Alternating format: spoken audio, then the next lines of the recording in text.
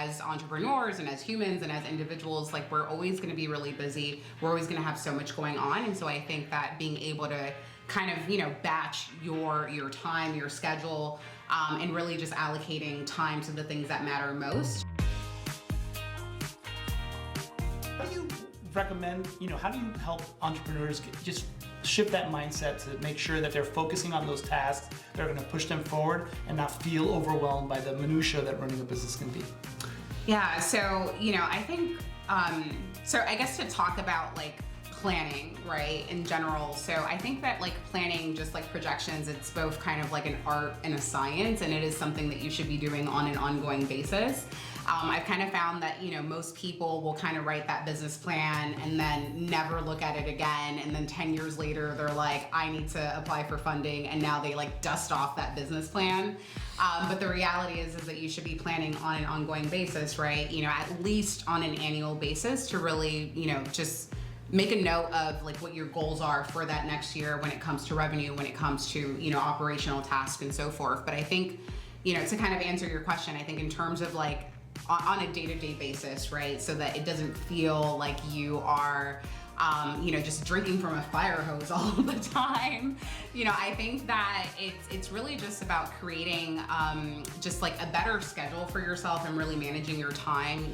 As entrepreneurs and as humans and as individuals, like we're always going to be really busy. We're always going to have so much going on. And so I think that being able to kind of, batch your time, your schedule, and really just allocating time to the things that matter most. As a solo entrepreneur or solopreneur at the beginning, like you're wearing all of the hats, right? So you are the accountant, you're the janitor, you're, the coffee person, like you're doing it all. And so I think that, as a solopreneur, like you should really maybe focus on, every day you're going to kind of focus on something different, right? So maybe Mondays it's marketing, and then, Tuesdays you're doing sales, and then, Wednesdays you're doing kind of admin work. Or actually working on projects, or, whatever it is that you need to do in order to run your business. But I think, really batching it out makes the most amount of sense. And then just making sure that you have goals. And again, at least having like one planning meeting per year so that you know what it is that you're looking to reach and how that sort of fits into your overall vision. And I mean, I love the thought of that. I like the way you think about it. And when you say a planning meeting, sometimes you think as, solopreneurs, it's like, who am I going to meet with? It's like, well, you should have a person somewhere that you can have these conversations with. A mentor. But even just yourself, I mean, how often do you actually get to think about the business?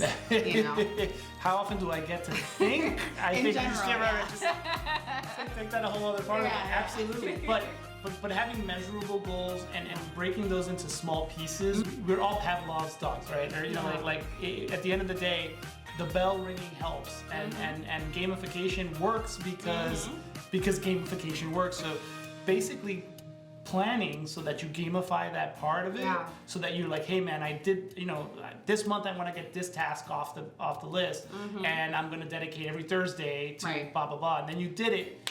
I mean, that little win. Yeah. The big wins are nothing but a bunch of small ones put together, right? Yeah. And so that little win and building a plan that allows you to continue throughout the year will make it feel a little less stressful. Yeah. And I can't stress, just from my own experience at this point, how trying to do it without a plan is insane.